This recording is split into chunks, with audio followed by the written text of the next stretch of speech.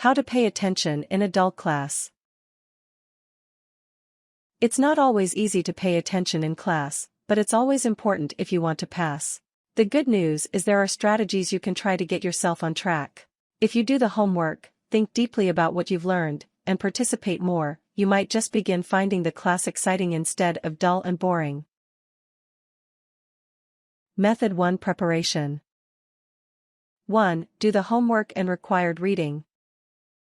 Going to class prepared will not only make you more likely to feel like you're a part of what's going on, it will empower you to be active in the discussion. 2. Anticipate ideas. Think about what you've learned so far and try to see where it's all leading. Building a mental road map of things to come will train you to pay attention to what's happening next. 3. Have questions ready. You may have questions from your notes or from the readings assigned before class. Write these down and make a point to ask them during class. You'll be more engaged because you're trying to get your questions answered. 4. Get enough sleep. If you're in a class that's not too exciting, being sleep-deprived won't help. Make sure you're sleeping well at night, and if need be, see if you can sneak in a power nap before class. 5. Eat well. Your diet has big impact on your ability to pay attention. Avoid eating junk food that will make you sluggish before class, and certainly avoid skipping food altogether. A good, healthy meal will help keep you alert and energized. The following things have proven to help keep people alert and focused. Caffeine. However, be aware that this is short-term and you can overdo it. Too much caffeine can leave you jittery and anxious. Fish. There's a reason why it's called brain food. Fish like salmon are high in omega-3 fatty acids, which are linked to multiple brain-enhancing benefits, including memory. Nuts and dark chocolate. In moderation, these tasty snacks are a good source of antioxidants, and the dark chocolate even provides a small amount of caffeine. See more helpful food hints here. Method 2 Positioning yourself. 1. Sit up front. This is perhaps one of the most important steps and could have numerous benefits. You will be forced to be on your best behavior. You'll have a more direct link to the professor, making it easier to make and maintain eye contact. It will be easier to hear what is being said and being written on the board. You'll be more comfortable asking questions without having to shout them out from the back of the class. 2. Practice good posture. You'll be surprised to learn how much your posture can change your attitude towards the class. Avoid slouching or putting your head down.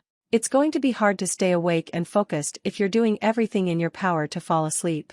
Make sure to move around a little. You don't have to be a statue. Shifting your position from time to time will help your circulation and send more oxygen to your brain. Lean forward to show interest. This will demonstrate to the professor that you're engaged and paying attention, which in turn will make the professor feel more engaged and involved with you. 3. Avoid sitting next to distractions. Know which friends are study buddies and which ones are distractions. If you're taking a class with a friend that doesn't want to learn, do what's best for you by not sitting next to them. If you have a friend that cares as much as you do, then great. Having someone to bounce ideas off of after class can be invaluable. Compare notes, keep the discussion going after class, and study together. Method 3 Participation. 1. Ask questions. This is crucial, and is the most surefire way to show your professor that you're paying attention. And besides, you're there to learn. Make sure you get the most out of it. 2. Answer questions. Don't be shy. If you know the answer to a question, put your hand up. Remember, it feels good to know the answer. You'll feel gratified and more empowered to raise your hand in the future. It's okay if you don't answer the question correctly. Your professor will be happy you made the effort, and perhaps your response may shed some light on a topic that has not been explained properly. 3. Take quality notes.